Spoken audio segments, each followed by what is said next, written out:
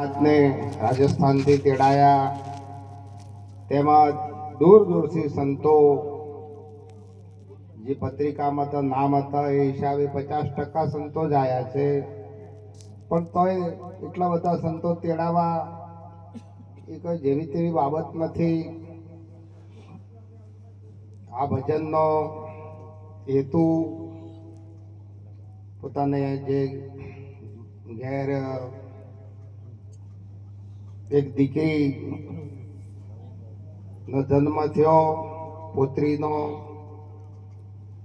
અને એ નિમિત્તે આ ભજનનું આયોજન કર્યું. ખૂબ ધન્યવાદ કહેવાય કે 2.5 મહિના તો દવાખાનામાં પોતે રાખી, ખૂબ પરમાત્માને પ્રાર્થના કરી અને એમ કે એને નવું જીવનદાન મળ્યું. ઘણાયને તેમ હોય કે કદાચ બાળકીનો જન્મ થાય ને કમજોર હોય તો કે 2 દાડા પેટીમાં રાખવી પડશે, તો કે જવા દો ને શું કોમ છે.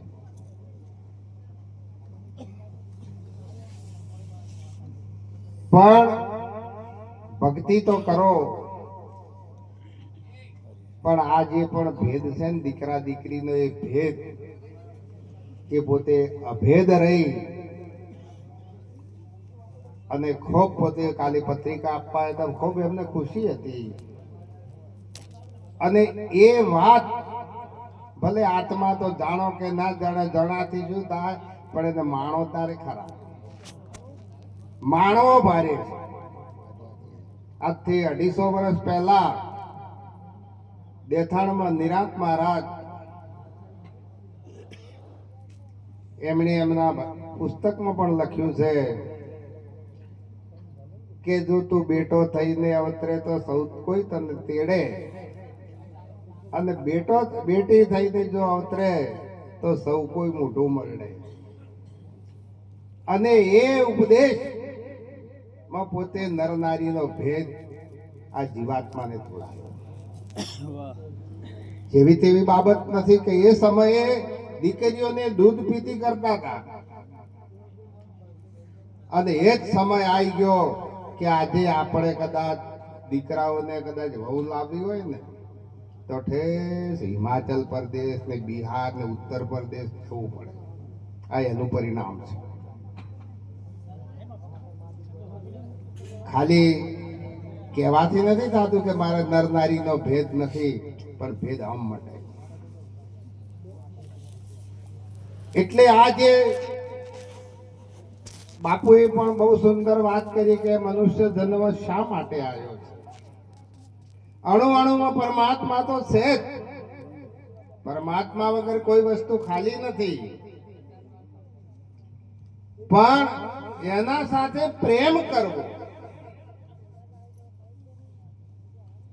રાધા અને સ્વામી હોય, કોઈ પણ સંપ્રદાય હોય, પણ રાધા અને સ્વામી આ કોઈ વ્યક્તિનું કોઈ નામ નથી. આ સુરતા અને શબ્દનું નામ છે. નામ સ્વામીની સંગે સુરતા ઠીક ઠરીને બેઠી. આ સુરતા અને શબ્દનું એને રાધા સ્વામી કીધું, પણ મૂળ શું છે? આરદ શું છે? આરદ વસ્તુ છે. વસ્તુ છે, ભલે એને પ્યાજ કો, કાંદા કો, ઓનિયન કો કે ડુંગળી કો, બોલ વસ્તુ એકની એક છે. એટલે નિરાંત બાપુ બોલ્યા છે કે આરદ જોતા હરિરૂપ છે. જો હું એનો મર્મ કહું છું કે ખૂબ એમ કે ઊંડાણથી જોઉં તો આખું વિશ્વ છે એ હરિરૂપ. તમે એને પકડો તો એ શું પકડ્યું છે? એને પકડો તો એ ભગવાન જ પકડ્યો છે. પરમાત્મા સિવાય કોઈ જગ્યા ખાલી નથી. તમે જો પગ મૂકો, જો ઓગળી ચીંધો, એ હરી હરી ને હરી. પણ ક્યારે હમણાં એક વાત થઈ, એક નિર્વાણ તિથિનું ભજન હતું. એટલે મને એક ભાઈએ પ્રશ્ન કર્યો, મુંબઈથી આવેલા હતા, મને કે તમે એમ કહો છો કે માટીને સોનું બે સરખું છે. એ મેં મુંબઈમાં ડાયારામ મહારાજને પૂછ્યું હતું, પણ મને જવાબ નતો આપ્યો. એ તો ના હોય એવું ના હોય, જવાબ તો હોય સંતો પાસે, પણ પૂછવાની રીત બરોબર ના હોય તો જવાબ મળતા નથી.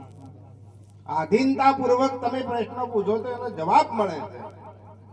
તારે 15 દિવસ થયા અને એમના હકા બનેવી ઓફ થઈ ગયા એ જ ગામમાં.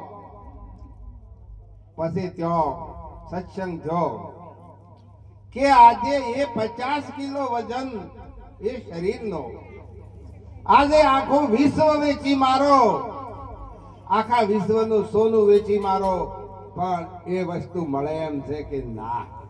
તો સોનું મૂકવું છે કે આ મૂકવું છે? આ મનુષ્ય શરીર મૂકવું કે સોનું મૂકવું? ભલે 2.5 લાખે થાય કે 5 લાખે થાય, તમારે શું છે?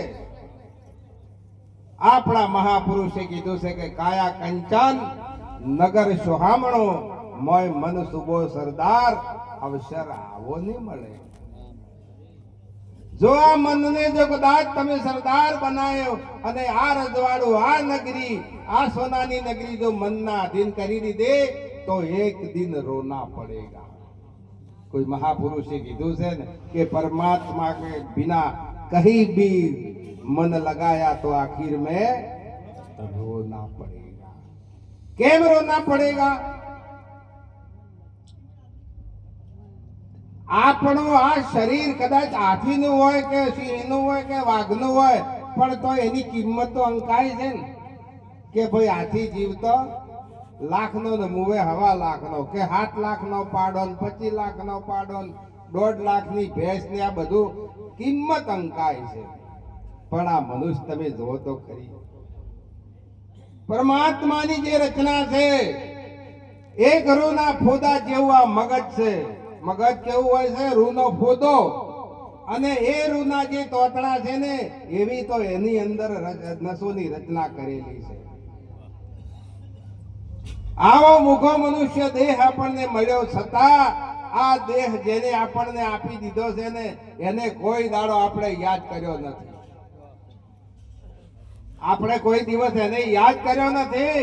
ભલે આપણે એના ભજન ગાતા હશે કે જોડે નાચો કૂદો, પણ લોકોને રીઝાવવા માટે. જેના માટે?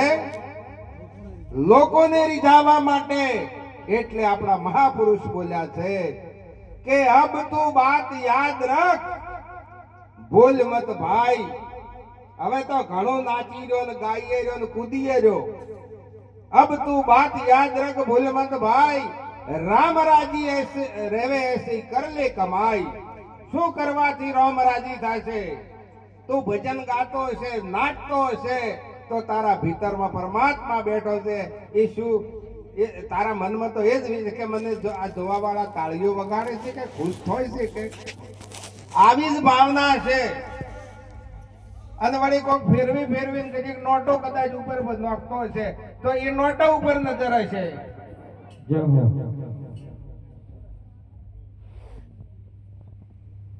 अब तू याद रख, भूल मत भाई, राम राजी रेवे से कर ले कमाई. जन निरांत खत लगी, हरी हरी बोले. જેને ખંત લાગી કોઈ હોભળે ના, જે પરમાત્માનું ભજન કરે છે એ ભજન કરનારનો કોઈ બીજો બાજુવાળાને ખબર નથી પડતી, એનું નામ ભજન છે.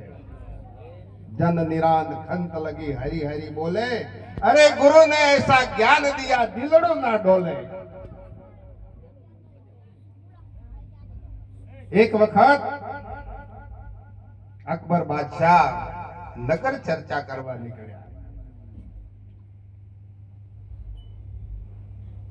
રસ્તામાં એક ભગત એક તારો લઈ અને એવા મંડી પડેલા. પેલે બાદશાહ કે પેલા ઘોડાવાળા કે ભાઈ મને થોડી વાર નીચે ઉતાર. 1 કલાક ઉભા રહ્યા પણ પેલે ભગતે હોખ ઊંચી ના કરી કે શું છે આ તો બસ ઓમ એક વાણી પૂરી થાય ને બીજી ને ત્રીજી. મારા હમું તો જોતો જ નથી.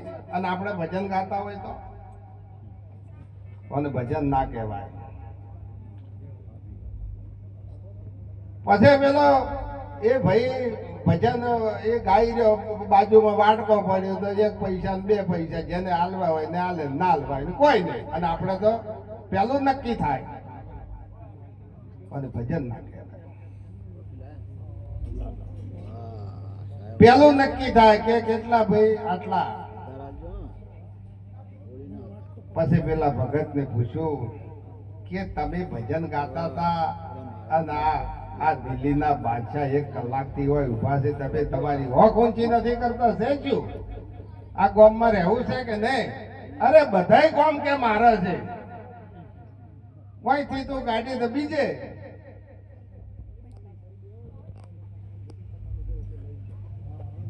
બાદશાહ પાછા દરબારમાં ગયા, બિરબલ ને બોલાય કે આવું છે. મારું બોલો એક ભગત ને કોઈ પડી જ નથી. મને આવો જવાબ આપી દીધો કે હવે એમ કરો, આપણે જો હું આ વાતમાં કોઈ જાણતો નથી, હું તો તમારો પ્રધાન કહેવરો, પણ તમારો જે સંગીતકાર આપણો છે તાનસેન, એને બોલાવો. તાનસેન ને બોલાયા. આ વાત પૂછી કે આવું કેમ? તમારું તમે તો ના ગાતા હોય એટલે ઓમો હો તમે તો કે પબ્લિક ના સામે તમારી નજર હોય કે હું મારા પેટ માટે ગાતો હતો અને પેલો એના પ્રભુ માટે ગાય છે. એને કોઈને એટલે આગળ ના કીધું કે પ્રભુની જેને પડી એ તો ચો જાય સીધો સદગુરુને દ્વાર પહોંચી જાય. એમ આગળ એક જ વાત કે જે સદગુરુના દ્વારે નથી ગયા, મરાઠીમાં એક સંત થઈ ગયા તુકારામ મહારાજ, એમણે કીધું છે કે જ્યાચા જીવનાદ ગુરુ નાય ત્યાચા જીવન સુરુ નાય.